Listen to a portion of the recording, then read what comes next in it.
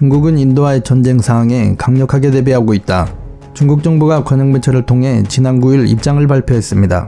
지난 6월에도 히말라야 국경에서 충돌해 수십 명의 사상자를 낸 중국군과 인도군 사이에서 이번에는 총격이 오갔으며 양국은 서로 1996년 맺은 협정을 위반하고 사격을 가해 군사적 긴장감이 최고조에 달하고 있다고 현지 언론은 보도했습니다. 양쪽 주장은 다르지만 그날 오후 국경에서 총기가 사용된 정황만은 분명해 보입니다. 사상자가 나오거나 물리적 충돌이 이어진 것은 아니지만 양쪽 국경에서 총기가 사용된 것은 매우 이례적인 상황입니다. 자오리젠 중국 대변인은 이날 이번 총기 사용과 관련해 1975년 이후 평화를 유지하던 양국 국경에서 처음 일어난 일이라고 말했습니다. 또 다른 간영매체 항구시보의 후시진 총편집장은 SNS를 통해 인도군이 인민해방군을 향해 총을 쏜다면 그 결과는 인도군은 섬멸할 뿐이라며 인도군이 갈등을 확대한다면 더 많은 인도군이 사상자가 날 것이라고 강력하게 경고하기도 했습니다. 이에 인도군은 노골적으로 합의를 위반하고 공격적인 작전을 수행한 건 중국군이라며 반박 입장을 내놨습니다. 이날 인도군 진지가 위치한 국방 전방 지역에 접근한 건 중국군이었고 인도군이 설득에 나서자 중국 인민해방군 군인들이 공중에 총을 몇 차례 발사했다고 밝혔습니다. 이처럼 중국과 인도 양측 간의 군사적 긴장감은 최고조에 달해 제2의 중인전쟁이 발생하는 건 아닌지 라는 의견들도 나오고 있는 상황입니다. 그럼 왜 이토록 중국과 인도는 국경지대 근처에서 끊임없이 싸우고 있는 걸까요? 현재 중국과 인도의 국경선을 그은 건 영국입니다. 1911년 중국에서 청 제국이 완전히 몰락하자 1913년 인도와 접해 있던 티베트가 독립을 선언했으며 영국은 이를 받아들여 1914년 인도와 티베트의 국경선을 확정하는 조약을 체결합니다. 티베트를 통해 남하하는 러시아를 견제할 계획이었던 것입니다. 이 국경선을 확정하면서 인도 티베트 국경선은 히말라야 산맥의 많은 부분이 인도로 넘어가게 됩니다. 중국은 이 국경선이 식민지 시대에 맺은 불평등 조약이라며 인정하지 않았고 반면 인도는 자국에 유리한 이 라인을 국경선으로 주장하고 있는 것입니다. 중국과 인도는 이 국경선 문제로 1962년 약 한 달간 전쟁까지 벌였으나 아직까지 국경선을 확정하지 못하고 있는 상태입니다. 또한 1975년 4월에는 중국군의 매복 공격으로 인도군 4명이 사망하는 사태까지 발생하게 됩니다.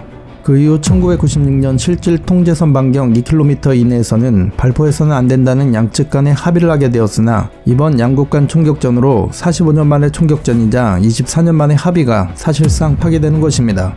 이처럼 중국과 인도의 영토 분쟁 상황 속에서 육탄전을 시작으로 총기까지 사용하게 되면서 인도군은 한국산 비밀무기를 다시 국경지역에 전진 배치해야 한다는 움직임이 포착되고 있습니다. 인도는 중국과의 분쟁에 앞서 오랜 기간 동안 파키스탄과도 분쟁 중인 나라입니다. 인도 정부는 지난 2017년 한국의 방산업체 하나 디펜스로부터 K9 100문을 수입하겠다는 계약을 맺었습니다. 초도물량 10문은 한국에서 바로 생산하여 인도로 직송하고 나머지 90문은 인도가 하나 디펜스 기술을 이전받아 현지에서 직접 생산하는 계약입니다. 2018년 말에는 인도가 한국으로부터 10문의 K9을 성공적으로 인도받아 파키스탄과의 국경 분쟁 지역에 즉각 배치하게 되었습니다. 파키스탄의 경우 이때 당시 중국으로부터 SH-1 155mm, 미국으로부터는 M109A5형 중고 자주포를 대량으로 들어와 인도의 접경 지역에서 운용하고 있었습니다. 미국산 자주포는 중고이기도 했기에 사실상 이 지역은 중국산 SH-1 대 한국산 K9의 대결 구도를 띠고 있는 것이나 마찬가지였습니다. 그러던 2019년 인도와 파키스탄 간에 실제로 무력 충돌이 발생합니다. 미국의 M109가 얼마나 배치되어 있는지는 정확히 알 수 없지만 파키스탄의 SH-1을 36문이나 운용했음에도 불구하고 인도가 운용하던 단 10문의 K9에게 처참하게 패하고 말았습니다. 이때 밝혀진 바에 따르면 중국제 SH-1의 경우 장거리 사거리의 정확도에 심각한 문제가 있었고 자동화 조작 편의성 등 다양한 문제점이 발견되었습니다. 반면 한국의 K9은 특유의 기동성, 두꺼운 기갑, 높은 타격 정확도, 최대 사거리 40km라는 스펙으로 파키스탄군을 압도해냈습니다. 목표물을 탐지한 지 단 15초 만에 3발을 연사하여 반격해내는 K9의 전투력 역시 인도군이 파키스탄군을 제압하는데 큰 역할을 해냈습니다. 그런데 이때 당시 싸움에 중국 역시 상당한 충격을 받았던 모양입니다. 솔직히 중국이 SH-1이 한국의 K9을 압도할 것이라고 생각했었는데 제대로 대항할 여지도 없이 패배하였으니 자존심이 무척 상했던 것입니다. 중국은 파키스탄에게 SH-1보다 훨씬 좋은 성능의 SH-15 155mm 236문을 수출하였습니다. 파키스탄의 입장에서는 인도에 비해 예산이 턱없이 부족하다 보니 별다른 선택지가 없었습니다. 중국의 자국 방송에서 중국의 신형 자주포를 도입한 파키스탄은 이제 한국에 K9을 배치한 인도를 압도할 것이라는 말을 할 정도로 자신감을 내비치고 있었습니다. 또한 SH-15의 사거리는 K9보다 10km 이상 길고 초장거리 포탄을 사용한다면 100km까지의 타격이 가능하기에 K9을 장거리전에서 압도할 수 있을 것이다 라고 말했습니다. 그러나 실상은 특별 탄약만 사용했을 때만 가능하고 사거리가 10km 늘어날 뿐이지 보통 탄약을 사용했을 때는 K9 사거리의 절반인 20km 밖에 되지 않았습니다. 게다가 K9은 세계 최강으로 평가받는 독일의 펜저하우비츠 2000 자주포와 비교해도 성능이 결코 뒤떨어지지 않는다는 평가를 세계적으로 받고 있을 정도로 가성비 측면에서 세계 최고라고 자부합니다. 독일의 펜저하우비츠의 대당 가격은 약 150억. 이걸 만든 독일에서도 너무 비싸 원하는 수량만큼 보유하지 못하고 있는 실정인 반면 대한민국의 K9은 대당 약 50억 원 금액이라 독일산 자주포 가격에 비해 3분의 1 수준에 불과합니다. 포병은 항공전력과 함께 적의 포병 및 기갑전력을 파괴하여 아군 포병부대나 기갑부대 등의 큰 피해가 없이 작전을 수행할 수 있도록 도와줍니다. 스탈린은 포병은 전쟁의 신이라고 말했던 적이 있었는데요. 이 말은 즉 현대전장에서 포병의 역할이 매우 크다는 것을 의미합니다.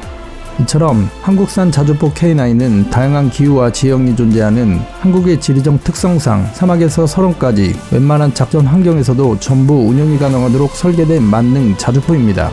이 때문에 2001년 이후 한국의 K9은 세계 각지에 수출되어 현재까지도 지속 수출되고 있는 상황이며 2001년 이후에 전 세계 시장에서 점유율 50%에 육박하는 수치를 자랑합니다.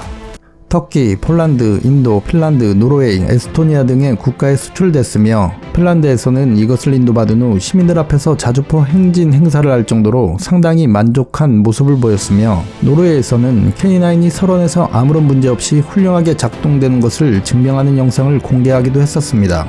또한 지난 3일에는 하나 디펜스와 호주 육군이 K9 자주포 30문과 K10 탄약 운반 장갑차 15대, 기타 지원 장비 등 총 1조 원 규모의 수출 계약을 발표하기도 했습니다. 이처럼 한국산 자주포 K9이 전 세계 만방의 유용을 자랑한 가운데 중국과의 국경 충돌로 인해 어느 때보다도 인도에서는 한국산 무기에 대한 관심이 매우 높아진 상태입니다. 인도군은 K9을 보유하고 있다는 것 자체만으로도 중국과의 국지전에 자신감을 내비치고 있습니다.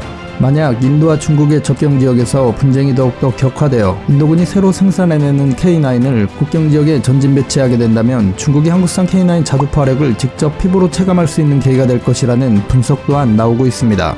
전쟁의 신이자 포방부대의 핵심인 한국산 자주포 K9이 전 세계 곳곳에 수출되어 대한민국의 강력한 무기들의 우수성을 널리 알려지길 지속 응원하겠습니다. 지금까지 으뜸왕이었습니다.